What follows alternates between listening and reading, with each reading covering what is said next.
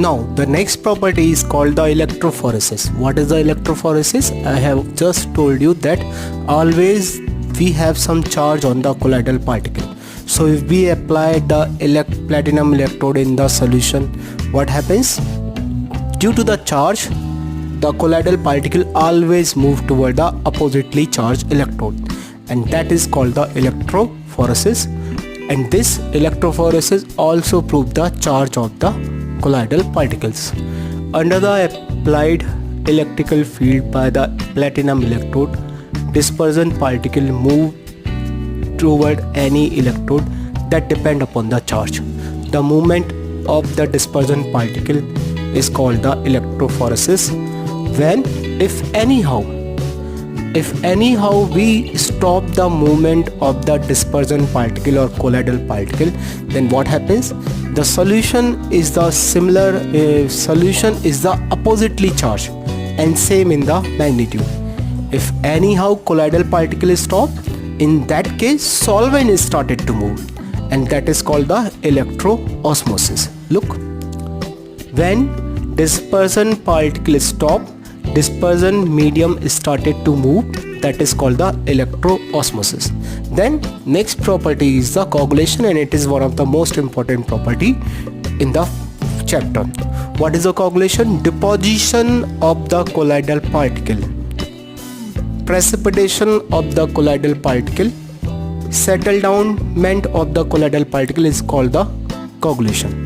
Look, particles are stable in nature. Why they are stable in nature? Because they have the similar charge.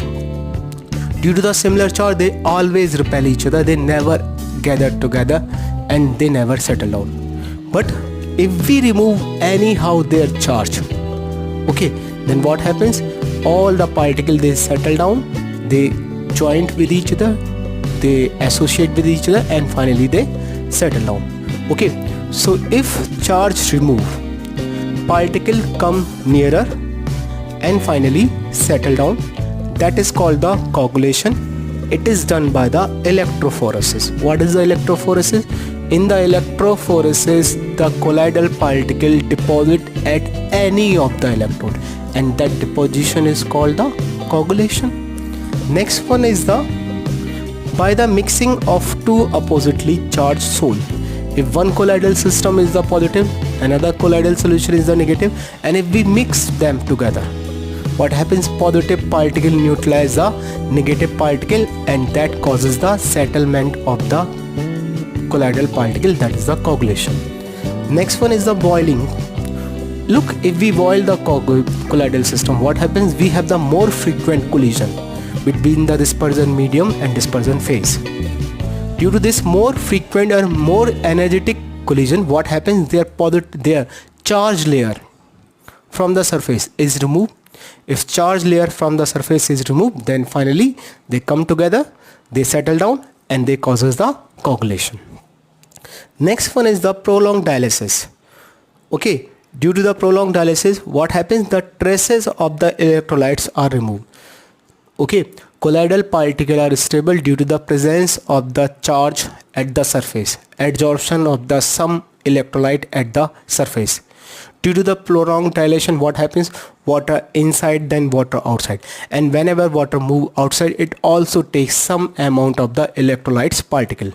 So slowly, if all the electrolytes are removed, colloidal particle become the neutral, they finally come together and they settle down and causes the coagulation. Next is by the addition of the electrolyte, that is the charge neutralization. Suppose if our soul is the positive, and if I add the electrolyte, we have the cation also, anion also for the positive soul. What the anion do? Anion attract all the positive particle on its surface, and finally it settle down. Opposite is also true. If our solution is the positively charged, then anion cause that. Okay, so the ion which we use for the coagulation is called the coagulating ion. The ion which is used for the coagulation,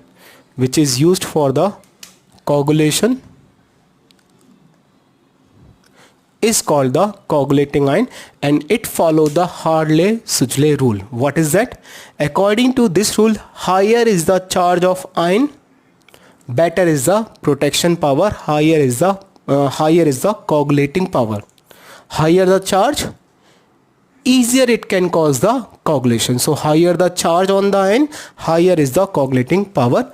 Look how we define the coagulating value. The millimoles of the electrolyte, millimoles of the electrolyte required to cause the coagulation or precipitation in 2 hours for the 1 liter colloidal solution is called the coagulating value.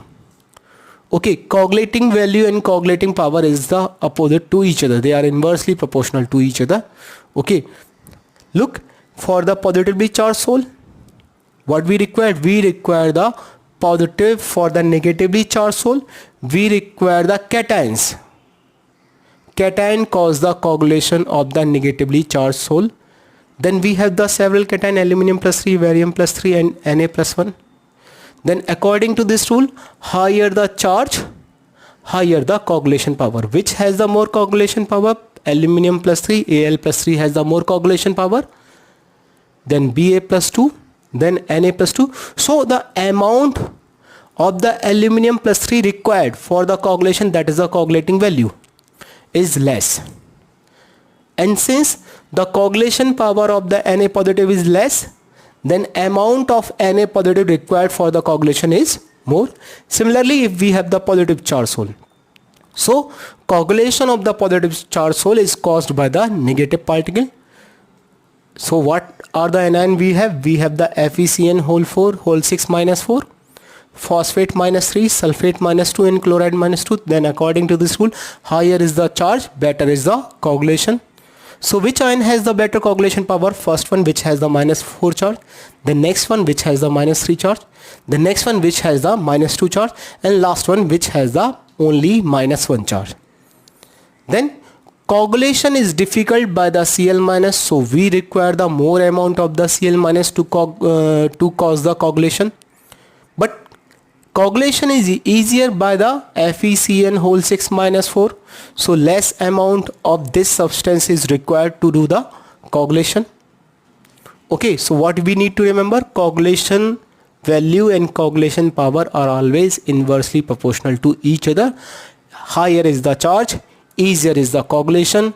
Easier is the coagulation, more is the coagulation power. More is the coagulation power, less is the coagulation value. Okay, then change in the solvent. This is the last method to do the coagulation. Okay, suppose if we have the lyophilic solvent. Lyophilic solvent, in the lyophilic solvent dispersion medium and dispersion phase has the good interaction. But if we change the solvent and maybe the new solvent don't have the force of attraction with the dispersion phase, so what happens? That can also cause the coagulation. Then some terminology we use. Okay, look, lyophobic sole A used as a protective sole, protective agent for the lyophobic sole B. Lyophilic A is used for the protection of lyophobic B. Lyophilic A can be used for the protection of the lyophobic sole B from the coagulation. How? If we add the lyophilic sole in the solution of the lyophobic solvent, lyophobic sole. Okay, if we add lyophilic in the solution of the lyophobic, what the lyophilic do? Look, at the surface of lyophobic, it form a layer of the lyophilic. At the surface of the lyophilic sole form a layer, and this layer has a very good interaction with the dispersion medium, and that's how it can stabilize. So lyophilic sole A used as a protective agent for the lyophobic sole B. A provide a protective layer on the B which attract the solvent. Okay, the protecting power of the lyophilic sole is expressed in terms of the gold number. How we define the gold number? Protection power of A for the B is defined in terms of the gold number. How we can define the gold number? Gold number is the minimum amount in the milligram. the amount of the protective sole in the milligram required to stop the coagulation by the addition of 1 ml of 10% NaCl solution for the 10 ml of the standard gold sole. We have to protect the 10 ml of the standard gold sole by the addition of 1% by the addition of 10% 1 ml NaCl. Okay, so how it defined? Minimum amount in the milligram of the protective lyophilic sole required to stop the coagulation of 10 ml of standard gold sole by the addition of 1 ml of the 10% NaCl. We have to protect the 10 ml of the standard gold sole by the addition of 1 ml of 10% NaCl. So to stop this coagulation, what is the minimum amount of the protective lyophilic sole is required? That is called the gold number. Okay, if protection power is very good, then amount required for the protection is very less. But if protection power is not very good, then we require the large amount of that colloidal system to protect the sole. So again, what we have, higher the gold number, less is the protection power. Okay, and if less is the gold number, better is the protection power. And we have to remember at least gold number of the few substance. First one is the gelatin. It is the most good, means we can say it is the best. What is the gold number? 0.005 to 0.01. Next one is the hemoglobin. What is the value? 0.03 to 0.07. Then next is the gum arabic. What is the value? 0.15 to 0.25. What is the potato? Next one is the potato starch. What is the value? 20 to 25.